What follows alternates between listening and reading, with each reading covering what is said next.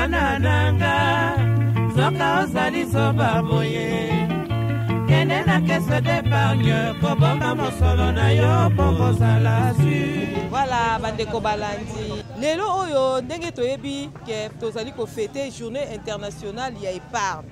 Voilà pourquoi bandeko ya Kadeko baleki na kolongwa na Mbanza Ngungu pona kokoma na Kisantu pe kino kokoba na Mbuba pona kotambola koitalisa batu maye mabombani na Kadeko. Chaque 31 octobre est célébrée Journée internationale de l'épargne. Nous sommes dans la province du Congo central. Caisse générale d'épargne du Congo, Kadeko en sigle, créée le 1er octobre 1955 en République démocratique du Congo. C'est samedi 30 octobre 2021. La Kadeko Mbanza Ngungu, dans ses extensions Kisantu Mbuba, qui est conduit par le chef d'agence Dikans Mununtsumbu, ensemble avec ses collaborateurs, en ce jour 30 octobre 2021, tous réunis pour la sensibilisation à la population sur ces thèmes épargnés aujourd'hui pour un meilleur avenir individuel et collectif. La caisse d'épargne est dans le monde entier, dans chaque pays, il y a une caisse générale d'épargne. Alors, quand il y a des membres internationaux, il y a la caisse Ouana. Il y a une célébration chaque année au mois d'octobre le 31.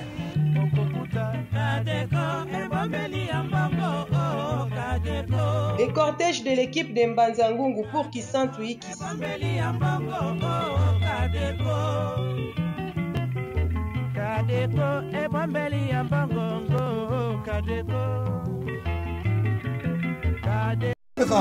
On a présenté tout le monde par rapport au Yoka.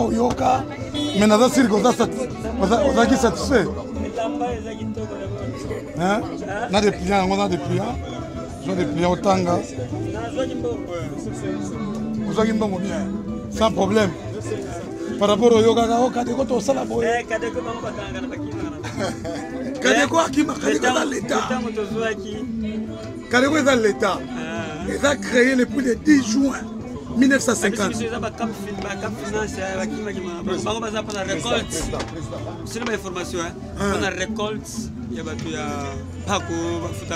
Non. Kadeko est la caisse générale d'épargne du Congo. Épargne exact pour la Kadeko. Oh, Bamasana Bazoua, il a composé à épargne à Kadeko. Vous comprenez? Donc, Kadeko, il y a un compte à épargne. L'État a fait sa mission à épargne. Donc, en tant qu'un des clients, ça l'a qui mis en tempo. Premier que vous avez la tête au travail calmement. Tu ne seras pas déçu. Tu vas dire dans Mbanza Ngungu, tu vas Kisantu, tu vas sensibiliser pour la journée internationale de l'épargne. Et ça la chaque le 31. Et pour service tant développer ici cannabis.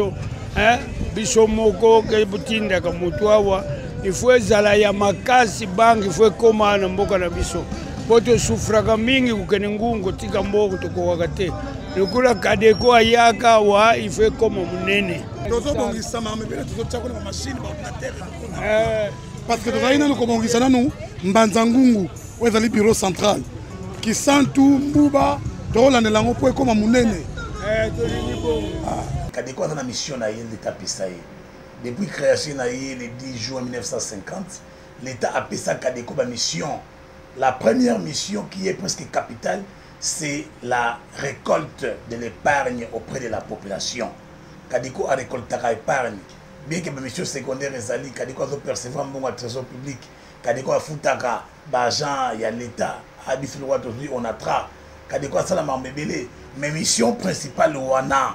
Il y a qu'à récolter l'épargne auprès de la population. Il y a une mission qui est Kadeko. Quand on a Kadeko, c'est facile. Le compte il y a moins ébélé, compte épargne, car compte épargne ordinaire, compte épargne Likelemba. Quand on a Kadeko, c'est facile. Au fond, la compte est à 2500 francs. Au compte épargne car, compte épargne ordinaire, 5 $. Compte épargne Likelemba, 1000 francs. Voilà la situation au fond de la compte. Et les lots Kadeko a commis des clients parce que la facilité aux Kadeko n'a pas continué sous les ratés. Bissou, ils ont rendre service à la population. Nous sommes une banque de proximité. Voilà pourquoi Tous en a facilité à atteindre les populations par rapport à la prix Nabiso, la facilité Nabiso na C. Donc complication pénésati. Ba besoin na ngai tango nyonso oyo na lingi na koma kuna nazwa lisalisi en tout cas na swaka. Fongola compte na Kadeko mo lelo ezali journée internationale de l'épargne. Na ye na terrain pour sensibiliser bato sur importance ya ko mbongo. Biso oyo tozo luka ka ba membre ya kutika po bakota na Kadeko. Yo ça y est na cadre spécial. Pour la dossier bien. Ce que yé, vous servez. Maman. Yango déjà à chaque fois il y a qu'à prévenir était topé saraye. Topé saraye. Wana faut viser mais oya ba pesingai mo konji pesinga gratuite. Balobi na comme na membre spécial. Faut malade. On travaille là la moki oye otandité. Oui par nyarate. Ce que les caméras lio. Problème yelio. Ni ne ko secourir yo. Wapi secours na yo. C'est vrai, secours na yo Nzambe, mais na mokili secours na yo za banque. So ningi code faut ça secourir na banque. Banque na pression à l'état Kadeko yango. Eloko à l'état.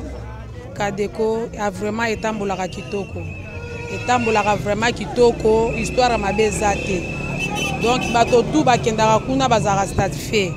Etambola vraiment bien makasi. Kadeko eza bien. Eza bien même lelo te kaka il faut ko bomisaka ndambu likama pe ko kuya. Ozana moyen to ko kende kuna bako peso quelque chose ko sa sorti ndenge ozala ki kaka na kala vraiment banque wana eza bien.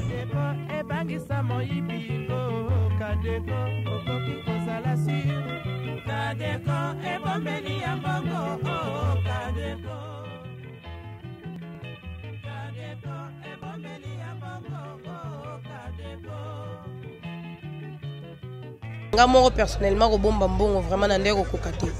Mais Kadeko na moni c'est bien ko garder mbongo po au lieu de garder na ndako c'est mieux à la de loin pose na facilité ya ko se soucier ko kenda ko tika.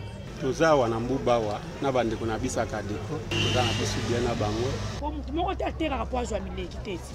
Tant yo ko joa mileti est arrivé aux 3000 supposons 3000 wana yango ba bénéfice na autre. Boyo ko mona ngote. Motali bona somba biloko à 30 000 et produit à 33 000. 3 000 wana siko ya honto zo senga yo obana robomba quelque part. O surtout après un mois, o surtout ka ba bénéfice na otali boy oh. Ba 3 000 oh et comme 100 000. Tika na baxela ngo ata moi quelque chose. Ya ngunde ata lelo te ata lobby, ya ngo to tikeli yo nini oyo otanga neti ngai na uti mbanza ngu. To yeko sala pour les journée internationale d'épargne. Donc épargne yebani. Biso biro na biso ya mbube eza quelque part awe bien ngo to tera kane on a 2500 depuis bandi 1000 francs til kolo le nengo teka bongo kangisi mo 3000 nao ata après 3 jours ata pe 4 jours mais l'essentiel pour na ngai na lingi obombaka. En tout cas maman eza pambate puisque moi mukio na obomba eza pour l'intérêt na ngamo un jour pe ko ke dengai naza parent tout cela na mambo ebele. En tout cas, embarrassement zui kanisi ya malamu pe mayela malamu prochainement. On est pas na mbongo na kati ya banque ya Kadeko. Bandana ndiko bwaka na moni na nga circonstance ya mabete pour ceux qui nazana pour ça na retirer somo nga na bwaki déjà na kindaka na retirer na continuer le sous. Ba mi konza Kadeko il faut bato zala na numéro poto solo la kami chaque jour chaque temps. Tango pe baye banga pe na yeba bango. Et batika ko douter parce que Kadeko baza escroquer pour ba escroquer biso ponga déjà na retirer déjà ndambu ya somo na garda et nazo continuer toujours ko garder. Donc c'est mieux ya ko kende ko s'associer na bango au lieu ko bomba mbona ndako po miyibi pe baza. Ndenge to sali tourner pour la journal lelo to buti na ba différents points de vente na biso to ba to na mbuba to na kisantu na mbanza ngungu mais Kadeko azo senga na batu batia confiance, baper sa première amour na bango, na institution financière à l'État congolais. Et nous lançons l'appel na ba client na biso, ba lembaté, baper sa biso la confiance, biso mettre au recevoir bangoté. Il est important de savoir que la banque Kadeko a aujourd'hui plus de 71 ans d'années d'existence en République démocratique du Congo. Koyo na oyo biso to yoka ki ke Kadeko plus tard akoki ko sala lokola ba nini ba crédit eloko ezoboma biso kaka crédit bozalaka na systeme ya kodebisa biso mbongo mpo to renforcer marchandise banini susi ezali kete so nazobwana naza besoin ya crédit autant bapesanga donc ezala kimia continue bamouvement na yo na moment oyo crédit tokopesa ntango osenga tokopesa yo mais nazwaki mbongo nanga sans problème ozwaki mbongo sans problème ebele mpe ok d'accord je suis très content soki tozo konde kobomba bazin on attrape parce que topesaka bacrédit et tozwi bakestion ebele na mbuba na kisantu par rapport à crédit omoni bacoopérative ebele eye sans message mbala moko bazopesa bacrédit biso tolingi na tofidéliser client toexplike ye toconscientise ye parce que le crédit tue crédit ebombaka tozomona lelo bato ebele baza na bacompte mais baza na bapouvoir d'achat te moto atiaka 1000 francs moto atiaka 2000 francs akomi na 100 000 aoluka crédit à 500 000 moto ndenge wana ntango opesi crédit à 500 000 bobomi ye bosungi ye te parce que il aura des difficultés mpona korembourser crédit wana yango tozokenda bango malembe mais j'ai garanti la clientèle qui à partir de 2022 makambo ekofungwama mingi ya bacrédit parce que mondisaki baclient ebele tozwi confiance na bango nayebisaka bato mingi crédit elingi eloba crédible elingi eloba crédibilité bapesa moto crédit oyo aza crédible te oyo mpe aza na crédibilité te mpona kozwa crédibilité il faut kozala na confiance yango mpe edire moke boyebana ata mpo obala mwasi des jours kaka omoni na nzela oyo nabali yo non moi fiançaille moi nini moi une année moi 2 ans moi 3 ans moi 5 ans mpe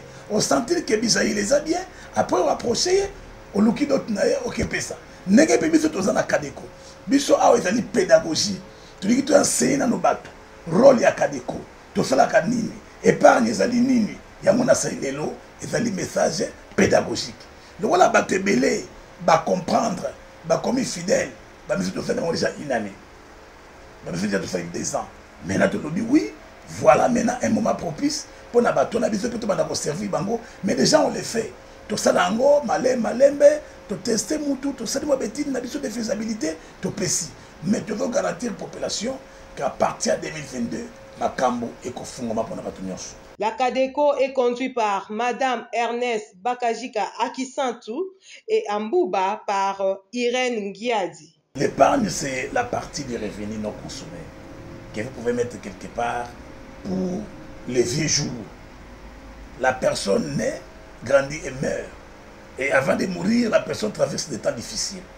Il peut perdre l'emploi, il peut tomber malade, il peut tomber en faillite par rapport au commerce. Voilà pourquoi les gens doivent épargner pour sauver les vieux jours. Et la place véritable ou la place qui peut aider la population à épargner, c'est la Caisse générale d'épargne du Congo, la Cadeco, une institution financière de l'État congolais qui a été créée depuis le 10 juin 1950. Notre message pour cette journée, c'est de faire confiance à la Cadeco. Donc, l'ancienneté de la Cadeco, l'expérience de la Cadeco, sur le plan du travail, sur l'épargne, je pense que ça peut déjà donner à la population une sécurité pour ne pas dire que la Cadeco peut pas connaître les hauts et les bas, mais la Cadeco ne ferme jamais les portes. On a vu les banques, on a vu des microfinances, on a vu des microcrédits venir et fermer et la population a pleuré.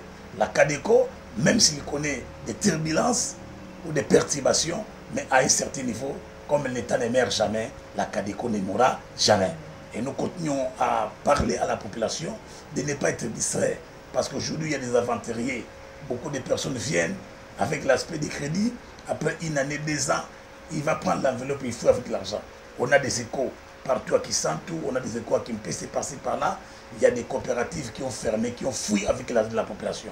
D'ailleurs, certaines personnes nous disent que nous sommes en train de comprendre que la Cadeco est l'ami fidèle pour nous.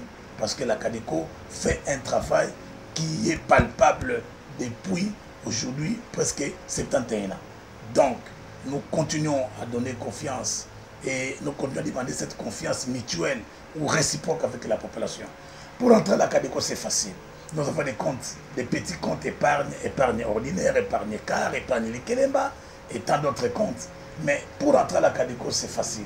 C'est l'ouverture d'un compte, c'est 2500 francs. Pour les comptes car, 5 $ pour les comptes ordinaires et 1000 francs pour les comptes Likelemba. Au lieu de faire des ristournes dans la rue qui crée des problèmes, venez faire votre ristourne et votre likelimba avec la Cadeco. Maman likelimba c'est la Cadeco.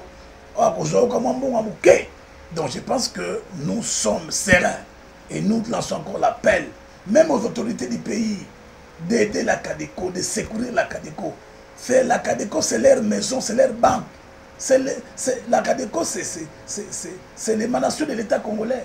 Donc je pense que les chefs de l'État, les gouvernements, doivent avoir un œil regardant pour la Cadeco, afin que la Cadeco puisse reprendre sa place de la première institution financière de l'État congolais en République démocratique du Congo. Cadeco ezali awa na quartier Noki, na ville, na avenue Mobutu numéro 5200. Dans le territoire de Mbanzangungu, dans la division unique, il y a Cataracte. Donc nous sommes faciles à trouver. Nous allons presque en diagonale dans la division unique, il y a Cataracte. Tu aller en face na SCTP ex-Onatra. Tu aller na gauche na Bisokuna. Tu aller na Sonas.